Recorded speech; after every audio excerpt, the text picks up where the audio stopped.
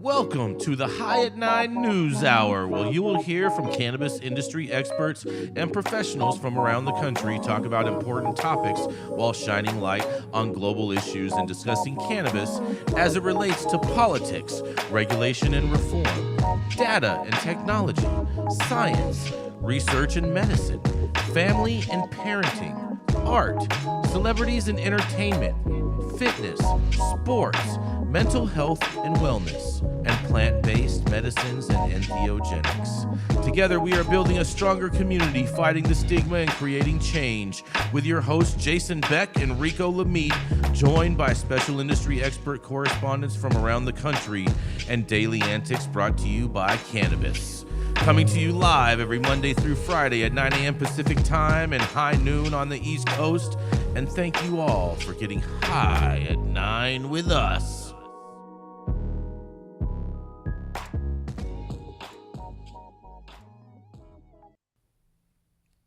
Oh, yeah, everybody. I can't see myself here. What's happening, everybody? Rico Lamitte here, dopest dad on the street. Welcome back to yet another episode of High at 9 News. Today is National Almond Day, because who really cares about water conservation anyways? National Do a Grouch a Favor Day, because you all love the verbal abuse. And 1914 today is the anniversary of the first flight from San Fran to Los Angeles. How's that Hyperloop going? Motherfucking Elon Musk. It ain't even started yet. Everybody out there watching, please like, share, and subscribe. Hit the subscribe button and follow us at High at 9 News across all social media platforms. Live weekday mornings on YouTube and Twitch, audio only on Clubhouse. And if you do choose the Clubhouse route, you can also participate by raising your hand with a brief comment on the story you presented.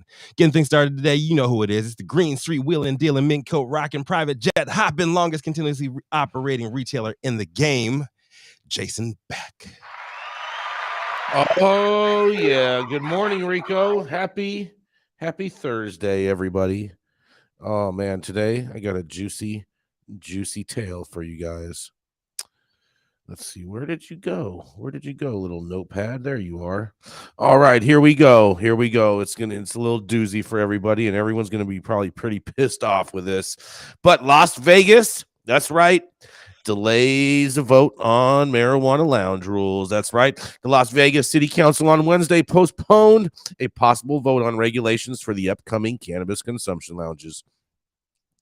The decision came as a relief to an industry trade group and Nevada provisional license holders who hold at the council that proposed a 1,000-foot distance separation between the lounges and what they described as excessive licensing fees could set the businesses up for failure. The agenda item was rescheduled for March 1st for the March 1st City Council meeting. About a half a dozen cannabis industry leaders who spoke during public comment requested additional talks with city officials in the next 2 weeks to help draft an ordinance that makes Las Vegas a role model for other municipalities to follow, said Paul Murad, a real estate professional who shares concern with the prospective applicants. Up to 15 of the business owners who were issued provisional licenses by the Nevada's Cannabis Compliance Board intend to open their locales within city limits. The speakers mentioned a possible district in downtown Las Vegas in which patrons could safely walk from lounge to lounge. One of the provisional state license holders, Chandler Cooks, said that finding a location to open his lounge within the distance restrictions has proved, in quotes, nearly impossible. 5 established Las Vegas dispensaries plan to open lounges attached to their retail spaces, while 10 such venues would operate as standalone facilities that would need to outsource their company's supply. 7 of the independent licenses were granted to, in quotes, social equity applicants in Las Vegas who were negatively affected by marijuana laws before Nevada legalized the adult use of cannabis back in 2016. In the proposed ordinance, initial one-time business license fees were listed at $10,000, with the exception of the so-called social equity applicants, who would have to pay $2,500. The speaker said that those fees were higher than other businesses, such as restaurants and wedding chapels, In a quote, they say, they need to be on the same level, not excessive just because they happen to be cannabis, Murad said. Danny Branikowski, who often frequents the High at 9 News, vice president of the Chamber of Cannabis, said the fees could create further roadblocks and deter applicants who already face financial limitations. Adding these high fees will only add to the insane amount of capital they have to raise, said Tina Ullman, president of the Chamber of Cannabis. And in regards to the distant requirement as being problematic, Bronikowski said that the distance requirement forces applicants to find expensive, out of the way, and non-profitable locations that will be hard-pressed to get business.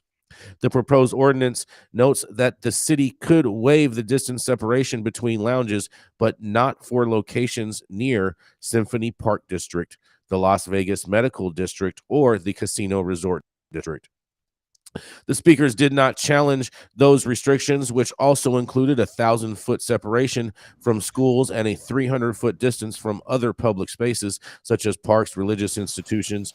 Other proposed regulations in the ordinance include mandatory safety and odor control plans, an alcohol ban, the installation of 24/7 surveillance systems, and no one under the age of 21 will be allowed inside, and an outdoor smoking ban can be waived. Let me repeat that again. And an outdoor smoking ban can be waived. All lounges will have to pay semi-annual licensing fees depending on their earnings. In Clark County, the only other area municipality that opted into allowing the lounges, already established regulations for the up to 21 lounges that it would allow. Officials and industry leaders expect the lounges to begin opening later this year. Well, not if you guys keep having delays like this. You won't be opening this year. But I'm going to digress and see what y'all have to say. And this is Jason Beck reporting for the High at 9 News Hour. What do you got to say? I got to say that Jason Beck, I don't know where you're coming with your fear mongering this morning, but this is one thing I am not worried about. This big delay is till March 1st. I mean, it's not being delayed that much. It's a big delay. Huge delay in the mind of someone like Trump. Anyway, the point is, I went to the chamber meeting on last Thursday in Vegas, and this is something that they discussed. And I don't see an issue, frankly, with them delaying a few weeks, because this gives them more time to lobby their councilmen for the issues that they want dealt with, like this 1,000-foot limit in between the different social lounges, to work on these issues that mean so much to them. So I welcome a delay so they don't try and pass something that is ridiculous and does not work for the people. Delays can be helpful at times, especially when it comes to bad policy. So go for it, Chamber. Yeah. Oh, yeah, I'm for the people. Boy. Yeah, look at this. Jason Beck, fearmonger in chief. I love this Republican rebrand. Motherfuckers for the people now. I like it. Amazing. Maybe Republicans have always been for the people. I'll consider voting red. Yeah. Can we check in on the debt, though, real quick? Just wanted to check in. Take 1 second. How are we doing on that debt? What debt? What debt are we talking about? Did you pay that debt? Gretchen better check her mailbox. No, I ain't got no money. I keep checking my mailbox. Okay. Gretchen better check her mailbox, Liz. Fez might have got it. Okay. Just one second. Liz, hold on. Do you see this? Do you see this new fancy microphone and fancy headphones and new fancy camera that Gretchen has? More than $200 invested. Those are my reparations for having to deal with you, Jason Beck. Reparations? Oh my God! Cut it out. Back to the story. Yeah. I'm proud of the Las Vegas Chamber of Cannabis looking out for the business owner. I mean, that's all this is. I agree with Gretchen. What is the rush? Certainly we want to rush to, our freedom and operate business the way we want to, but that's not the case, and it's all being worked out. And I feel like things do feel like they're moving along in Las Vegas at a pace at a that's snail's reasonable. pace. Reasonable. Okay, you're in California. How could you call that a snail's pace? I can call whatever I want to call it. That's what the Democrats have told me. You've been through it, though. You've been through it. You probably wish you had Las Vegas regulation and policy when you started. Not really. I don't know. Not really. I opened up with no regulation. Well, that's true. That's true. And yeah. Now, but I do think it's very fascinating that they are considering having a district. And I think that would be a really cool thing in Las Vegas if these businesses were kind of clustered together and like they made like a green light district. Well, yes. And that's one of the issues that they talked about. It's like when people go out in most cities, it's like you're going bar hopping from bar to bar to bar. So why should a consumption lounge be any different? And that's what they're fighting for. So I think that'd be awesome. They'd have like green paved sidewalks. I like that. And you can have sponsored fucking logos on the street. Oh, that would be so yeah. 420 in the green light district. Call us. We got ideas. Oh, that's how they're going to pay for the sidewalks over there. Is they're going to sell little squares to advertise businesses. Cannabis already pays plenty for infrastructure. They don't need to also be paying for their own sidewalks. They're paying for everybody else's sidewalks. They should pay for advertising. They get to advertise their business on the sidewalk. That's facts. Everything in Vegas is for sale. Let's be real. Yeah. So, I have no problem with that. I'm good with everything being for sale in Vegas. Everything, huh, Jason? Everything. Why not? Everything's for sale. It's a capitalistic society. Agreed. So is Vegas like a caricature of the rest of the U.S.? Is that what you're saying? Vegas, I would call it America's playground. So it's like everywhere else in the U.S. wishes it could be Vegas. Yeah, pretty much. I dig it. I mean, at least from a revenue perspective and a tourism perspective and all that greatness. Yeah. But we got to move on. We got to pay a quick bill, and we're going to get right back to the news. Pay these bills.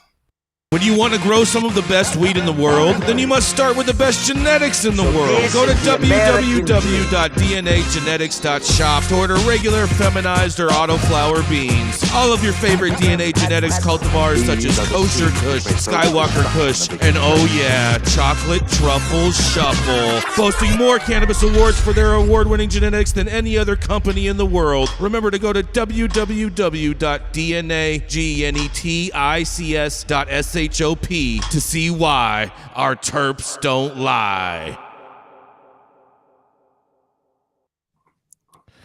Oh, yeah. Coming up next, that's right, we have the dope dad himself, yes, Rico Lamitte, who happens today to be celebrating his 10-year anniversary with his lovely wife. So they're going to go out for a night on the town, and tomorrow, Rico is probably going to be hungover.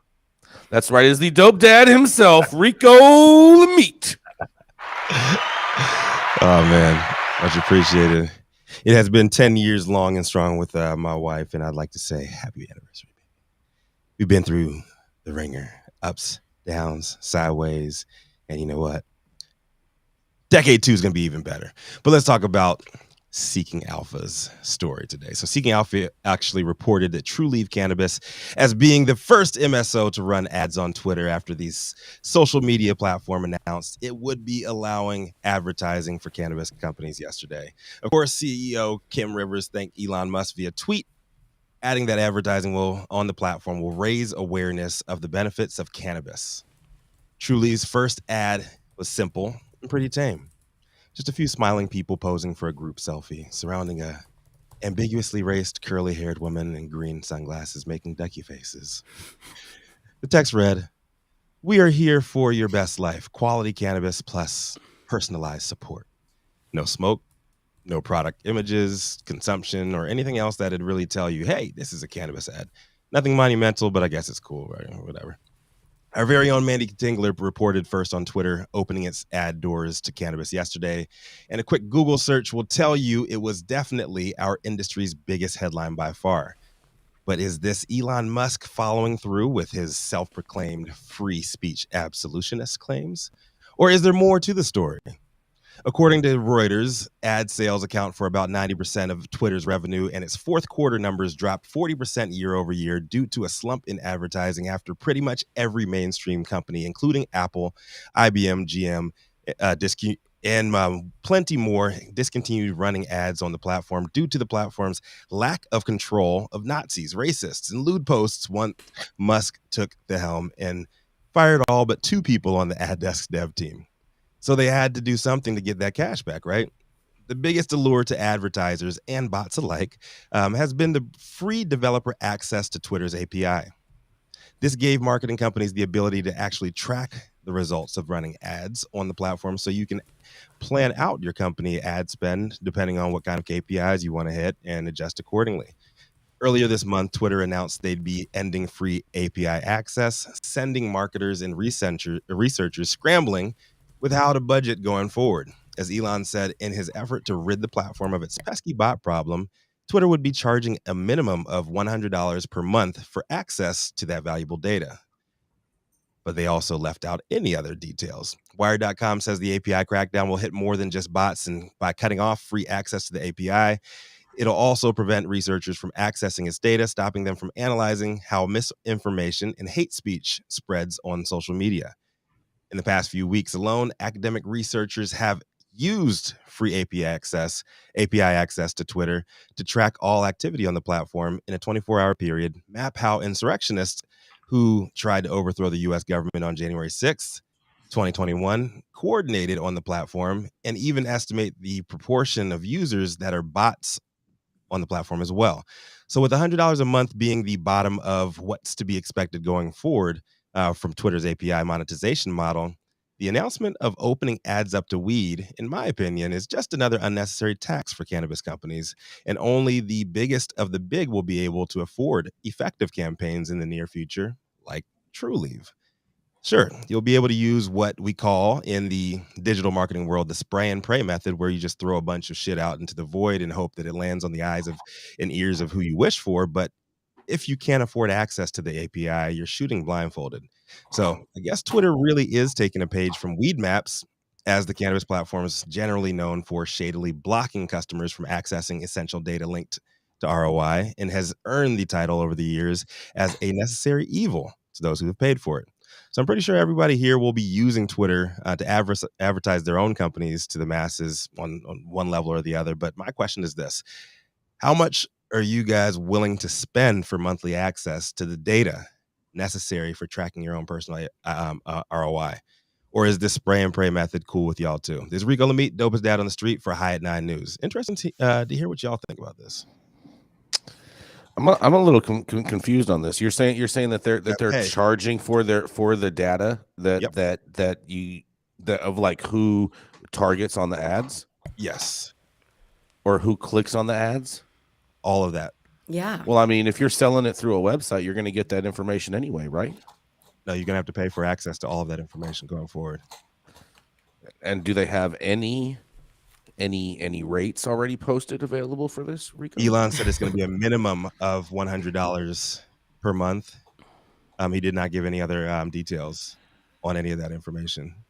So you can run as many ads as you want, but you can't track anything. And you can pay what you want, but you can't track anything. And it's going to be starting at $100 a month. So who knows? So they're what you're just saying, Rico, is they're just gathering information on, just user data information and selling it back to their advertisers, the people who are supporting the platform. Is that right? Sounds like it. I mean, that's what. Isn't that who pretty doesn't standard? do that? Yeah. No, you can do it for free, and you can use other services to do it for free. Who does it for Why free? would I do that for free? I want to know that my ad's getting in front of the right person. You can do it on Clubhouse. You can do up till now. You can do it on Twitter. You can do it on Facebook.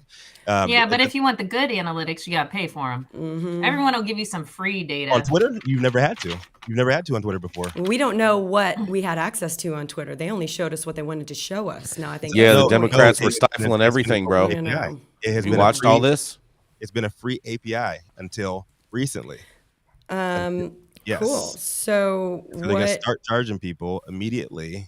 They're going to start charging people immediately. And this is, they said it's going to give access to pretty much everybody to their platform. However, it's going to cost them going forward. So people don't know how to plan for that. You don't know how to plan. You do not know how to plan your budget going forward. And if you're a small company trying to start up, like what if you have cannabis ads starting at $500 a month or $1,000 a month. There's no telling how much it's going to cost. I'm no offense. I'm sick and tired of having to take care of the lowest common denominator. If you can't hack it, get out of the game. I mean, this is what business is. You need to learn how to budget. You need to put together an ad spend. You need to know how to figure this out. And if you're incapable of that, you shouldn't be getting free handouts. That's not how Twitter stays in business. I love it when people want me to do my job for free for the cause. The cause ain't paying for my rent. The cause ain't paying for my groceries. I mean, this is ridiculous that we keep going back and forth about, oh, everything has to be free for this industry because we're so poor and destitute. Fuck that. Yeah. You don't know how to pay for shit. Hey, mic drop. I'm sorry. That gets me worked up. Yeah, all that commie talk, huh?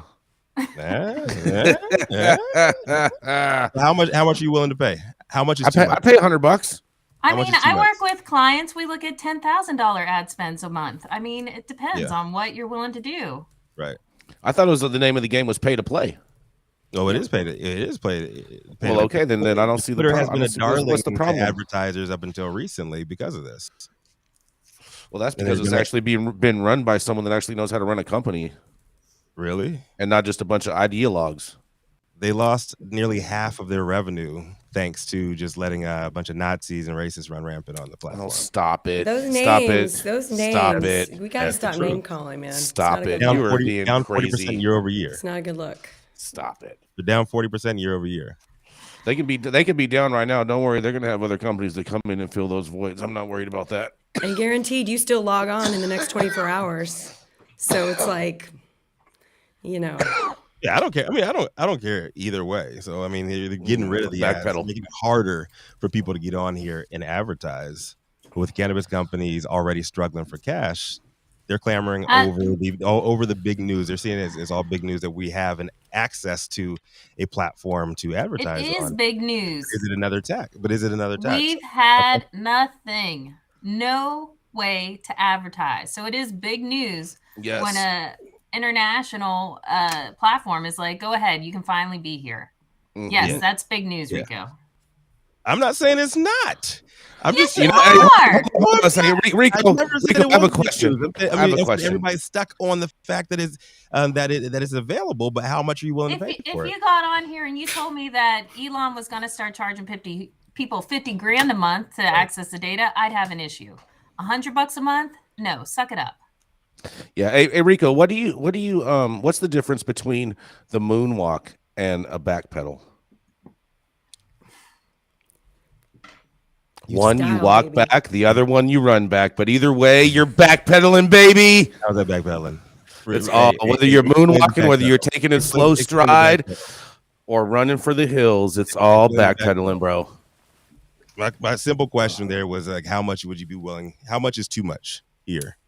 Every company has a different answer. $100. I think $100 is a great place to start. It's how amazing. much? No, but how much is too much? Depends on how much value you're getting out of that, Rico, and basically the market is going to dictate how much people are going to pay because it's going to be based off the value for which they view that data. Because if they view that all of a sudden that it's too expensive, they'll stop. How much? And then they'll be like, how much have you paid for weed maps over the year? I paid over the years far too much, but it's far too valuable at the same time too. My clients on average were paying, between like $5,000 and $10,000 a month on ad spend for weed maps, right? And they were getting zero data back. They couldn't really track any of that.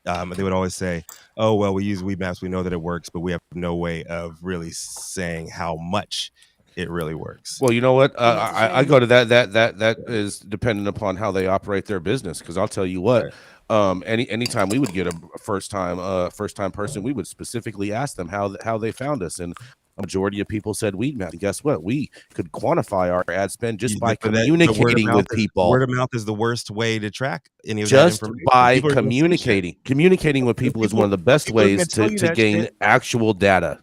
People are gonna say that shit just to set you up. You can't. No, really they're track not.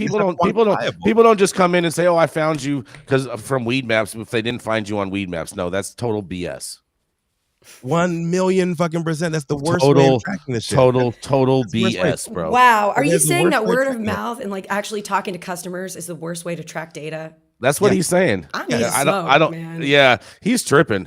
He's tripping. Have you ever run data sets and seen behind the scenes? Like men lie, people where lie. do you think data comes from? People me put tell you the something, data bro. in the system, bro.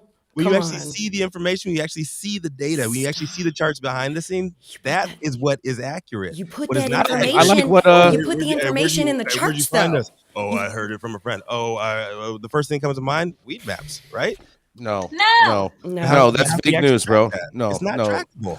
Yes, it is. It's totally trackable. Okay, I like what Justin. I like what Justin had to say about this. If you're paying $10,000 a month, you're following me on this. If you're paying $10,000 a month for weed maps, right? It's $120,000 a year, right? If you have no way of tracking that and sending that to your investors for your company, how are you going to explain $120,000 ad spend on weed maps when you have nothing to show for that? How are you going to show for? If it's not working, you don't pay it. That's what that comes down to. I'll tell you what, if it's Rico, not working, if people are coming in the door. And then watch what happens to your bottom line then.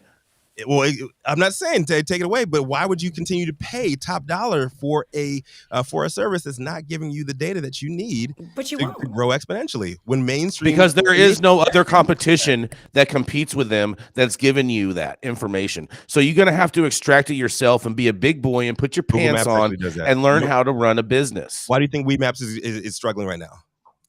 Because emerging markets find no value in weed maps for paying thousands of dollars a month when you can just do that on Google right now. Find nearest dispensary near me. Data matters. If you don't have that data to give to people, people are going to stop paying you for access to that information. Rico, I do agree with you that it's important to be able to track your data. And I do believe that there was a bigger need at the beginning of this industry for weed maps. And Google has certainly taken over the role of how do I find a dispensary? But if you're looking for reviews, if you're looking for a little more in-depth than just an address, right? People are going to go there. Dr. Mary, can you speak? Yeah. Are you muted? All right, there we go. Okay. Thanks. All right. What do you think about this data, Dr. Mary? I mean, you deal with all these medical files and all kinds of data. What do you think about this? I mean, analytics are important to follow, I think, in whatever company you're trying to build, and seeing if we can, and expecting people to pay for the analytics. I'm not crazy about it, but it doesn't sound like a huge part of the budget, at least at this point. I mean, and at the same time, if you are paying a huge budget on analytics, it's probably because you're doing even larger revenue and you can afford to pay for it.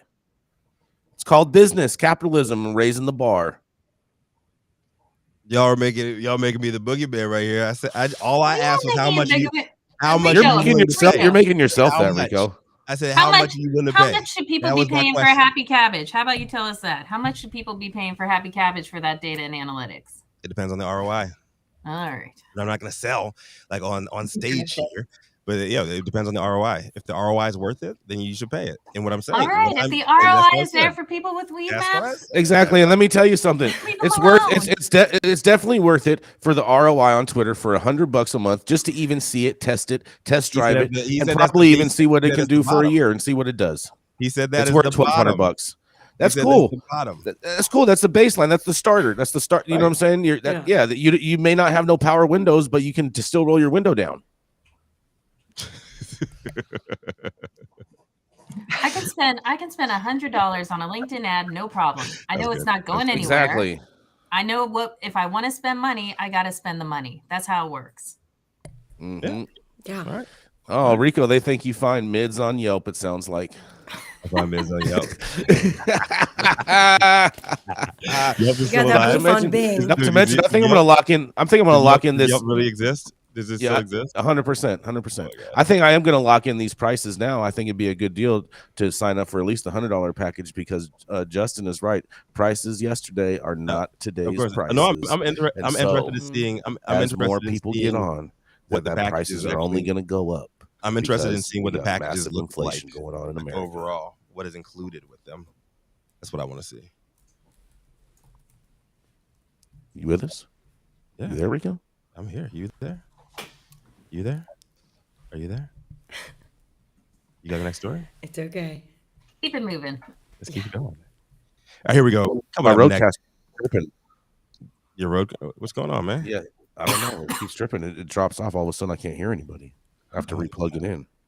So I'm sorry for the audience out there. I don't know, it might be the feds. It might be the feds, brother. Probably You want me to Hunter chime in, Biden. Let's keep it Probably Jason, Hunter Biden's laptop.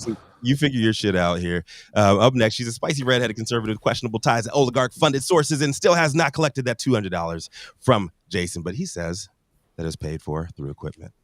I think Judge Wapner is going to have to defend. Going to have to decide. You were here when I put the money in an envelope and mailed it to her. Are you serious right now? I don't know, man. I ain't no snitch, bro. Gretchen Gailey, what do you have for us today? All righty. Well, my headline today is coming from Green Market Report, and the headline is less than 1% of cannabis farmers in the county have transitioned to full permits. And they're referring to Mendocino County. A trade organization representing hundreds of small cannabis farmers in Mendocino County asked for urgent intervention by the state to save their marijuana cultivation permits in a letter sent to Governor Gavin Newsom and the director of the State Department of Cannabis Control. The letter, dated February 8th and penned by the Mendocino Cannabis Alliance, asserted that Mendocino County officials have spun their wheels for years in an ineffective attempt at standing up a local cannabis licensing program that jives with all state requirements. Mendocino's cannabis program has reached a breaking point and reports that only 6 out of 841 farmers, less than 1%, have been able to obtain full annual state cultivation permits, largely due to local licensing dysfunction. For years, much of the state's legal cannabis companies have been operating on provisional permits that don't require full compliance with state environmental regulations and other rules. But that temporary transition phase is coming to an end this July. The MCA letter warns that unless something drastically changes, county officials only expect 256 of the farms to transition to full licensure by a state-imposed deadline of July 1st.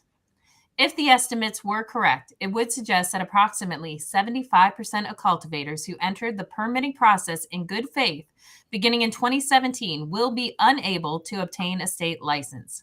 While we believe this estimate is unacceptable, we also unfortunately believe that it is optimistic in light of the program's current trajectory.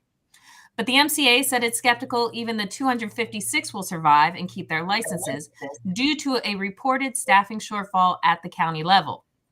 The 16-page letter outlines a series of year-long problems at the county level and notes that by comparison, 62% of farmers in Humboldt and 23% in Trinity counties, which along with Mendocino comprise the famed cannabis-producing region of the Emerald Triangle, have obtained full annual cultivation permits. The letter asks the governor, the DCC, and the legislature to intervene in Mendocino County, but does not make any specific policy requests. The role of local government in processing applications must be addressed at the state level in order to provide good faith operators with a path forward.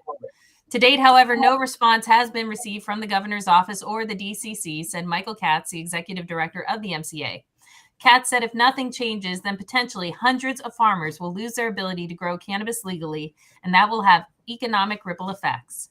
It's a community-wide socioeconomic collapse we're headed for. If we can't provide support to help the small batch operators weather this downturn, what we need foundationally is for these farmers to not have to worry every 15 minutes that they're going to lose their license and have some stability to weather the market conditions. The Mendocino County Cannabis Department did not immediately respond to requests for comment on this story. Newsom needs to step up here. The cannabis, the DCC out there in California, they need to step up here. People need to take care of Mendocino County. I don't know what the hell they're doing at the local level there, but clearly it's not working and the state needs to step in. We've seen this in multiple programs all over the place, that the locals do not know how to deal with stuff. And we're really going to lose a great deal if Mendocino farmers can't get licensed. This is Gretchen for High 9 News. Wasn't it Sacramento, or wasn't it the state stepping in, which what really killed Mendocino in the first place? What are you talking about? Yeah, licensing. Yeah. If you want to consider that the state stepping in, then yes. Yeah. You're saying when cannabis went legal, is that what you're referring to? Yeah. Just the way with Prop 64. Yeah, that's what he's talking. He's referring to Prop 64, yeah. Gretchen. But the reality is, outdoor weed, is not the most desired product on the shelf. Says you. Not to mention, not to mention, it degrades the fastest.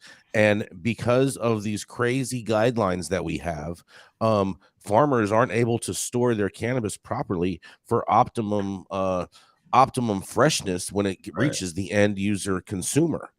And so because of that, you have a subpar product that's already even a more subpar product by the time it gets to the customer.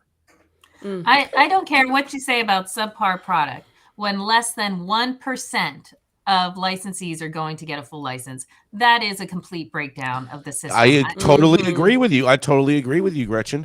I totally agree with you. And that's why we need interstate trade, because that's the only thing that's going to bring the market to where California wants it to be, this vintage type of thing in regards to outdoor weed. No, absolutely that was not. Going to be what my needs question. To be is get rid of the municipalities. They're not helping. They're terrible. I agree with you, Gretchen. I agree. Get rid of the municipalities. I'm with that all the way. Get rid of local control. Eliminate it. Local control is horrible. Yes. What do you have to say? What were you saying, Liz? I mean, local control, when we say local control is horrible, and then we have to trust the state to make rules that work for the entire state. You know, being from Texas, you know, we grow that, you know, boof on our windowsill. Y'all know how it is. Backdoor boogie. That's right. That's right. That's what it comes down to. But it just really sucks, and it's really sad that we can't have, you know, local control or control by counties, and based on what's best for the county and that community's needs. You know, the cannabis industry looks very, very different across the country, and there is a market for this outdoor, beautiful, grown vintage, as you said, Jason. You know, I mean, it's just sad that this fucking market has to bow down to the fucking policies of the market that's the indoor grow, the scale grow, the get it out there and go. You know what I'm saying? Like, that's just outsider looking in. That's what I'm seeing, and it really sucks. So well, I think it all depends too, Liz, on where you are in the development of your market. I mean, if you're if you're trying to look at the psilocybin market, that is moving forward because the counties, small regions that are making psilocybin something that they are not going to prosecute and not going to consider illegal, allows everybody else to start thinking about these products as safe and able to be tolerated within their community. But then you get into these other situations where, I mean, you have a fully mature market. It's time for the local, you know, people to step down and let something broader be in charge. Yeah. I mean, I like what Justin says. He said, I had to move after 35 years living in Santa Cruz. Boo-hoo, I don't get an ocean view from my greenhouse. Can I please get some reparation? What do you say about that, Gretchen? No, but you can get some pity for sure. That sucks. I feel whitewashed. Whatever. I don't believe in this. If you have to move, you have to move. That's bullshit. I think, Jason, I don't care what you say about outdoor being terrible. Everyone who I have ever brought home cannabis to loves the outdoor. No one has ever said to me of course, because you live in the swamp. It's the land of boof smokers. I'm saying the boof smokers don't care for the indoor. They like the outdoor. That's because they don't know any better. They know they're an uneducated consumer. Okay, they don't have an acclimated palate. Why is it fucking either they don't have an acclimated palate. Oh, please. Yeah. It's true. Elitist there sitting there in Mar-a-Lago. No, this is just a complete breakdown by the local government. The farmers in the Emerald Triangle took a huge leap of faith when they went for their licensing. They did. Ago. And the fact that this county cannot get it together is bullshit. These people, the suicide rates are up in that region. Businesses are going under. These people have given their lifeblood for this plant, and they can't get a fucking license. It's ridiculous. Well, I mean, they get the license, but the thing about it is that they can't afford to keep going, and on top of all the erroneous fees, it all has to do with money. It all has to do with fees, Gretchen. It's all about it.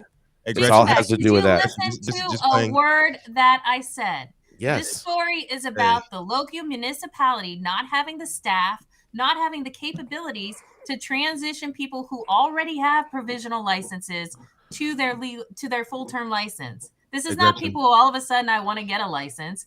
These are people who have the provision, did what they're supposed to, and can't get the paperwork. And so what you're saying, Gretchen, is in regards to this is all that this county needs. They just need one or two people in there, and they just need to stamp everybody and just approve them, just for the sake of approving them. No, I'm not not saying one or two people. I'm saying sounds get like an what you're army advocating in there and actually get these people licensed. And if you want to keep small batch operators going, like I know so many around here want to, then you need to be out there and actually supporting them. I mean, government is not about just handouts. Government is keeping people moving and allowing this industry to thrive. And if we're just killing it with red tape, what's the fucking point? Hey, Gretchen, I agree with you wholeheartily on all those points, but how is this not a handout if the government steps in right here? It's not a handout. It's not a handout. All they have to do is make an extension. It's going to be an easy fix. They'll get through this. They'll get through this. They'll be fine. I'm not. The farmers are going to be all right. The ones that are going to make it through. But I do think that this is part of a general push to consolidate the market up there, and to where there's only a few people that are really producing, and those are going to be the brands that end up earning the right to be, the whole from Mendocino County, from Humboldt, the whole Appalachia status. It'll be branded, sponsored by Curaleaf, and then well, they're out of California now, Rico. So probably that's right. They're gonna be sponsoring this shit. They're not gonna be out here active. They're just gonna be buying them up and then making money off of them. So if Mendocino needs some volunteers to come out there and help push some paperwork and put some staples in things, I will go. Hold on. I think we have a conspiracy going on, because in the comments, Justin's saying Mendocino doesn't want them to have a license, so maybe the county doesn't want to have all these weed growers out there, and they just want getting paid off by the wine industry, which doesn't like the weed growers. Yeah, and if there would not be any Mendo, there would not be any of the success of that area if it wasn't for the weed industry. So we definitely need to bail them out. We need to make sure that we preserve Mendocino County and everything that's going on in the Emerald Triangle, because that is our Bordeaux, right? No one is looking for a bailout. People are looking for them to do their damn jobs. No one's looking for a handout. The wine growers make sense, though. There's more to this than just that 100%.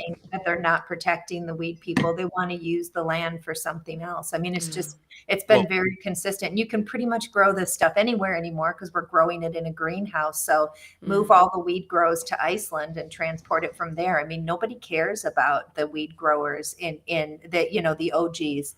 We care, but nobody else cares.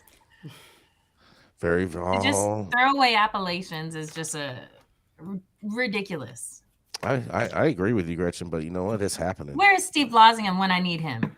I know. I was looking for him. I was looking for him. He's in the red room today. He's not there today. He's gonna feel so bad he missed out on this today. But we gotta come in. Yeah, we gotta keep it moving. We gotta go to a commercial real quick. Keep it moving. Yeah. Before I get at True Classic OG, we live by one motto: stay true.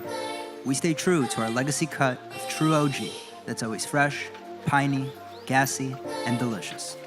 We represent the spirit and hustle and diversity of our great city of Angels, and we stay true to the spirit of this plant, doing everything in-house to ensure that you get the highest quality and consistency with every batch. And that's what made us LA's favorite OG. True Classic OG. Stay true, Los Angeles. The thoughts and opinions and general overall shade thrown at High 9 News are those of the individual speakers, not those of any other speaker or its followers. The statements made do not constitute legal or accounting advice, and our speakers make no representation regarding the legal status of any substance in any country, area, or territory, or of any authorities. The views expressed in this room do not establish any fiduciary relationship, and our sponsors do not imply or constitute any endorsement by us or the expression of any other opinion whatsoever on the part of any speaker on stage. If you're an easily offended person, this show is probably not for you. Also, maybe you should go and support a Mendocino farmer. Oh man. Agreed. That's rough. Run the ad at him.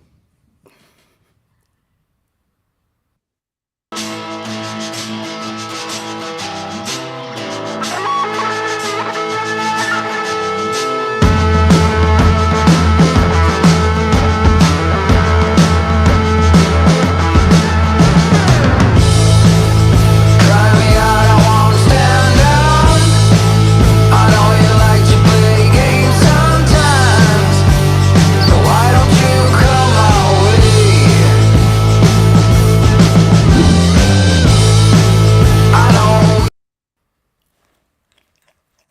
Oh, yeah. This Lone Star State advocate and storyteller is co-founder of Grow House Media, and she's also the host of Feminized Podcast, where she interviews some of the dopest women in the game and provides tips on growing premium windowsill Delta 8 flower. But her sweater game is quite on point today. I think she is also responsible for the whitewashing that you see on the top of my screen right here. Come to the stage, you know who it is, Liz Grow. Oh, so great to be back. I love Thursdays. Thanks all for having me join this amazing conversation. And yes, I am the Fruit Loop granny. So I really appreciate that compliment. It makes me feel good. But what doesn't make me feel good is the story that I'm about to share with you today, though. Okay, you guys, it's coming out of Rhode Island. And I'm calling it the anti-sesh bill. It's a Rhode Island bill to criminalize marijuana use in groups of 3 or more people. Okay, this bill was introduced in Rhode Island, which sought to make illegal to have cannabis at gatherings of 3 or more people and impose fines of $500 to $1,000. So this bill has been withdrawn now, and it's being reworked, okay, according to its sponsor. If it's passed, the proposal would have restricted adults' use of cannabis, which was legalized in Rhode Island last year. I love it. I'm from Texas, biggest state, talking about Rhode Island. We give a shit, you know. Everybody has cannabis bullshit, right? But this bill would have required hosts to take all reasonable steps to prevent the use or possession of marijuana or other controlled substances by anyone at the gathering, making the first of its kind in a legalized state. So what's crazy is that you would have to basically tell your guests, like, okay, y'all, only 3 of you can go out and smoke on the patio right now. Like, what? Who are these fucking people writing this nonsense? So the bill's co-sponsors didn't respond to requests for comment. But one Rhode Island hemp producer, Lowell Farms, sounded an alarm late last week about the legislation, warning on social media that penalties could fall disproportionately on Black people. The company cited a 2014 ACLU of Rhode Island report that found the police departments in the state arrested Black people at rates of up to 9.14 times higher than other races. So what he said was, what would implementation of this law look like? It would probably be disproportionate fines for people of color. So guys, I am really, really excited to hear what you think about this story from the tiniest state in the country, coming from the largest. This is Liz Grow reporting deep in the heart of Texas for Live at 9 News. Is Texas the largest state? I thought California was. No, it's Texas. No, Texas is the largest state, but California is the most populated. Are we talking geographically? Because then Alaska would be the That's largest. true. That's true. That's true. And we love Alaska and we respect Alaska. But when we're talking about in the country, but it's insane. The continental United States. Thank you. But what are these people thinking? What are these people literally thinking? And is it $500 to $1,000 a person who's smoking, or is it that the party gets fined? Is this like if you have a pop party, they'll fine you? Yeah, basically. Hold on, how many people live? We went from live talking about to 3 lounges, people, right? No, hold on. What if you going out to your man cave and you and your brother and your brother-in-law are all sitting around smoking a joint? This is basically you're going to be liable for this, and I hate this so much, because this is something that the DEA used to do to us back in the day, in the early days. Anytime you are with 2 others, it can be labeled a conspiracy, and you can get charged for conspiracy. And when we would have our consortium meetings with the different dispensaries, we were always at risk for the DEA to come in and charge us with conspiracy for just being at a meeting with just the store owners in the city. Boo. I love how this is sponsored by 6 Democrats. Of course, it's sponsored by the 6 Democrats. What the fuck? It's just insane. It's just absolutely insane. But, you're, going from Las Vegas, where they're fighting for, where they're making, policy for around lounges because they're excited about them and talking about a green district. And then you get freaking Rhode Island, where they're like, no, don't try it. It's like, so Rhode Island. What if they did that for keg parties or bars? Anti-sesh. Bars would be fucked. Anti-sesh. They want you to smoke alone. Yeah, exactly. That's so. They're gonna create this. They're gonna create the stoner aesthetic and pulling people over. They should just call this the anti-event bill. Maybe if they're not going to pull people over and charge them for, maybe if they can't search the car anymore, maybe if is flour legal there? Because if people are smoking flour legally and the smell doesn't result in a search of the car and doesn't lead to all of the subsequent funding of the private prison system, maybe what they want to do is start coming into your home. So if your neighbor calls and says there's a weed smell, they can come, and if there's more than 3 people in your home, that's easy money. Yeah, we don't need government in people's homes anymore than we already have them. I fucking hate that. It's disgusting, the worst. So. Yeah. It's the worst. What do you think about this, Gretchen? You think this? I think this is shameful. Terrible. Horrible. I wouldn't support this. Freaking Democrats supporting it. Go figure. Democrats in Rhode Island support it. Bullshit. Vote red. That's what we try to tell you. It's always the Republicans saying it's Democrats' fault. But it's both y'all's fault. Y'all are. I want to know who's going to pay is the people that get these fines are going to be the ones paying. Okay. Yeah, but who's paying the lawmakers to write this dumb shit? Because that's motivated by something, by some lobby group. It is. It's a terrible idea. Yeah, I don't know. It's like what? Exposed. Ridiculous. Come on. You know what I think. You know what I think their overall intention, what they're actually trying to do with this bill is, I think they're actually trying to ban cannabis events overall from being able to happen in the state. Yeah. That's what I think is happening overall with this. But they wrote it so that it's so restrictive that on 3 or more, it's get out of here, you guys. They want you to become a stereotypical stoner that they had in the ads, the dude melting on the couch and shit like that. They want you to become that person and not be a social stoner. Fuck this law, man. Back in the basement. Well, it is going back for a rewrite, so we'll see what they come up with on the rewrite of this piece of legislation. Well, I'll keep you posted. That'll be fun. That'll be fun. I mean, ridiculous. And Rhode Island is the smallest state, isn't it, Gretchen? It is the smallest state. Yeah, it's the smallest state. It's the only state with 1 congressman and 2 senators. It's ridiculous. They should just merge with Delaware. So we should just do away with the electoral college altogether, right? Right, Jason? I love not at all. You can drive the 3 blocks to get into another state to party safely. Hey, Rhode Island. Yeah, they be getting it in Rhode Island with 2 people parties, bro. 2 people parties. It takes 2 to party. Oh boy! Across the street. We got to go to our final ad real quick. Let's run that at them.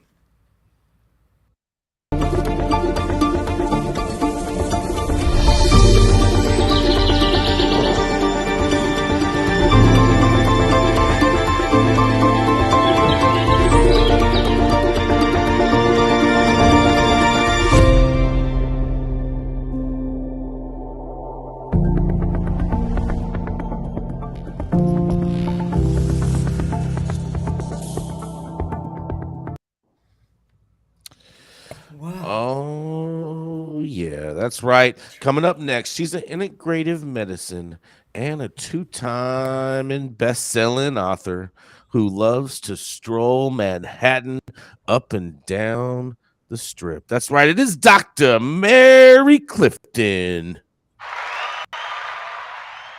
Hi, everybody. Welcome to another Thursday. I've got a article here from Marijuana Moment from Kyle Yeager. North Carolina senators discuss medical marijuana bill as the House leader signals a new pathway to passage in his chamber. A North Carolina Senate committee discussed a bill to legalize medical marijuana on Wednesday, and top House lawmakers giving new signs that his chamber is positioned to enact reform after blocking similar legislation last year. The Senate Judiciary Committee held a hearing on the bill from Senator Bill Raban, a Republican, with some discussion on proposed amendments. If the proposal clears the panel at the subsequent meeting, it will have 2 more committee stops before potentially heading to the floor.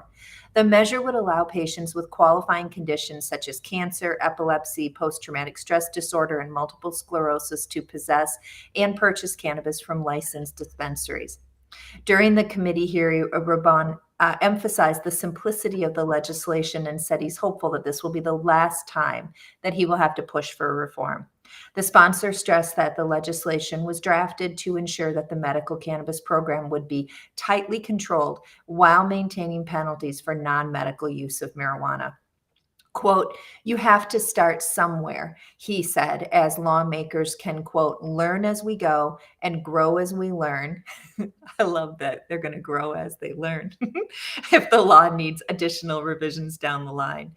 Advocates are confident that the bill will make it through the Senate as the prior version did during the past session. What's been less certain is how the GOP-controlled House will approach the issue.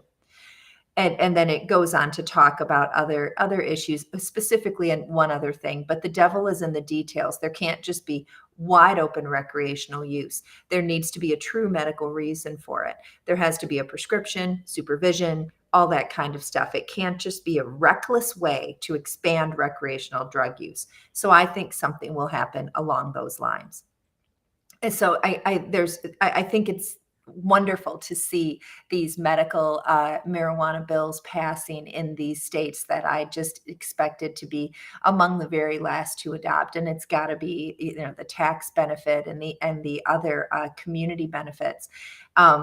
Because there's such a huge push from the tobacco industry, from the very well-established spirit industry in these states. It's interesting that the measure will allow patients with qualifying conditions. I mean, this is a pretty tight list: cancer, epilepsy, PTSD, and multiple sclerosis. Chronic pain isn't on there. And that's oftentimes when we're writing for a medical cannabis card, that's what we reach for. If somebody says they have anxiety and insomnia, then, my response is, do you have any history of any type of chronic pain generator? Have you gone to the doctor with a complaint about back pain or foot pain or, shoulder pain? Because then we can use that as our indicator to put them on medical cannabis. So this list is pretty restrictive. But at the same time, I guess you do have to start somewhere in these states, and will at least allow them to kind of move forward and then hopefully expand from there. So I'm Dr. Mary Clifton, reporting for High at 9 News. Dr. Mary, you think that is ground zero for tobacco country too. So you gotta remember that it's gonna go real slow and real conservative. Yeah. Dr. Mary, are those the only conditions they're allowing it for? That's the list that they have here. I mean, HIV isn't on the list. Any other chronic gastrointestinal disorder where nausea. They don't even have glaucoma on there. No, it's a very, very short list. But so hopefully they can expand that list at least a little bit, or, do what DC did with that 1 week where everybody over the age of 65 that wants a card can go ahead and have one, because everybody over the age of 65 has a qualifying condition. Yeah. And things like that would help to build the industry. But they might go through quite a bit of growing pains if they keep their list this small. I'm just picturing these. You think it'll speed up if it's tied to male reproductive rights? Like say, it treats impotence, then they'll speed it up. Oh, that's interesting. Yeah. I don't know that we have any data on that. I mean, we have data on buy some satisfaction, but I don't know that research. I had a doctor that used to write recommendations in my store. His name was Dr. Garfield, and he was this 80-year-old dude, and he used to smoke weed, and he specifically said he smoked weed for his libido. Yeah. Oh, I mean, definitely libido. Impotence if you tell the male reproduction, it'll fast track. Yeah, it'll fast track in certain states. That's a good idea for research. That's a good research idea. Yeah, why doesn't cannabis support that? Like, why doesn't the cannabis industry support the research that the cannabis industry can't even support itself? Jesus, Liz. I know that's the fucking answer. But I'm just here. The cannabis industry is not a jockstrap, Liz. Like, why the fuck can't we support research that will then uplift, the industry? Yeah. The cannabis industry is like 13-year-olds living in a house that their parents have abandoned them, and they're just there to fiend for themselves. Yeah. That's what the cannabis industry is. God, that's such an ugly visual. That's what it is. Thank you. I agree with Dr. Mary. I mean, this may not be the longest list of conditions out there, but this is a step forward for North Carolina. They already had a hemp program that they had started early on, fairly early for a lot of states to have a hemp pilot program. It's going to take a lot to get this South on board. And for North Carolina to go this direction, it's a good thing. It may take a little longer, but they got to see the data. They might have to buy it from, Rico Lamitte or something to get it moving. I don't sell data. Yeah. Okay. But I think this is a good thing. I think if North Carolina can get this moving, it may also help with their neighbor to the south. South Carolina has been pushing for it. We all know Georgia has been sucking wind trying to figure out their programs. So hopefully this can be a good catalyst. They've been sucking wind, huh? Is moving a medical cannabis forward, and I mean it's 2 years later that it expands, and 2 years later that it goes to recreational. But it's certainly better than just sitting around with absolutely nothing and keeping people in a prohibitionist era. My concern with this legislation is that it only provides for 10 suppliers. 10? That's what it says. Cartel state coming. Cartel state coming. I mean, I know that the population of North Carolina is not huge. However, 10 is going to be How many tough. did they allow for in Atlanta, in Georgia? I don't know what the rule is in. I'm willing, and they're doing these small numbers in all of these states. But the reality is that these states have their constitution doesn't allow for a voter initiative, and so the legislature has to do it. So I'm just happy to see action and in some progressive form happening for the people of those states. My concern is if there's a problem in the supply chain, that's an issue. When you only have 10 suppliers, that's an issue. I think people are taking this. They're aiming wrong on here, and they need to start supplying money to the churches in the South, because the churches run everything in the South. And if you get the ear of the evangelists, you will get their vote. If you get the ear of the Congressional Black Caucus, you're going to get this done. I just had a patient from Iowa have their card paid for by their pastor, because the pastor said, I know she'd benefit from it, and I want her to be legal, because she's using, but she's not, legal. And in Iowa, that like anywhere, that can be a serious problem. And it was her pastor who actually paid for her card on her behalf. So you may have a strong idea there. Ironically, could be aiding and abetting too. Ironically, could be aiding and abetting for the pastor. Carolina was the first one that gave out reparations as well. That was the last year, the year before. Interesting. North Carolina could probably do it with 10 dispensaries. I mean, it's a small state. All the people are concentrated around the major cities, and doing a little drive into the city is something people are already doing to get to Costco every so often. So, they could just do their weed run. I had a guy in Iowa ask for a THC waiver, not because he uses high THC product, but because he's like, it's 150 miles to get to the city. So when I go, he was so funny because he said, I'm 72 years old and all my friends are dead. So wow. All my hookups are gone. So when I go to the city, I need to get a lot of weed and drive it back. So I gave him the THC waiver. He's hilarious. Of course, he needs a 5th grader to help him put the registration through the University of Iowa, because all the downloading and uploading is complex. But I'm not through the University of Iowa, through the government website. But, now he's a 72-year-old with a THC waiver. It worked perfectly for him. I wonder if that church, if they could lose their tax exempt status for financially contributing in that way. Well, I think you're just contributing to medical needs for one of your. Well, you're contributing. You're basically contributing to someone to be able to purchase a Schedule I drug in the federal government. Yeah, the optics wouldn't be good to sue them. I have to say, we have to take in account the military population in North Carolina is quite large. Yes, you've got Fort Bragg and then a bunch of other forts. I spent my formative years on Fort Bragg, Liz Grove, my real name. Oh, thank you, Liz. With Major Grove. Thank you. Major Grove. But it does. It's Major Grove. Major Grove's my dad. Hold on. Grove. Oh! Major Grow going down. Thank you. We got a grow session really going on here. I've needed to hear that. Thank you. There's so much Liz love in the room today. I mean, the stoner brand fruitless sweater. Yeah, she's matching her background. That's right. Yeah. Trying to figure it out. Stroking the troll patrol. Yeah, I love you guys. Yeah. I love being here. Yeah, fuck yeah. But man, North Carolina, raise up. Take your shirt off. We got it. How would you do it? No, yeah, that's right. The PD Pablo. That's right. Like the helicopter. Yeah, North Carolina, take your shit off, wave around like a helicopter. Crazy memories in the club. North Carolina's cool. Oh, man. Shirt off in the club. Well, thank you all for getting high at 9 with us every Monday through Friday at 9 a.m. Pacific and high noon on the East Coast. Big thank you to our audience and supporters for always tuning in daily and listening to what is the insanity that is the developing cannabis industry. Thank you to all of our haters for still talking about us because we have the most immaculate pieces of property rent-free inside of your head. Huge thank you to True Classic, iSpire, Wizard Trees, DNA Genetics, LAXCC for helping us keep everything rocking and rolling.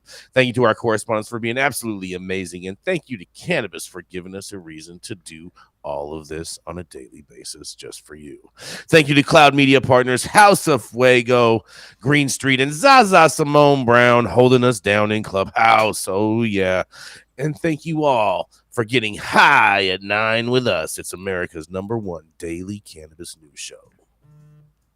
Run it.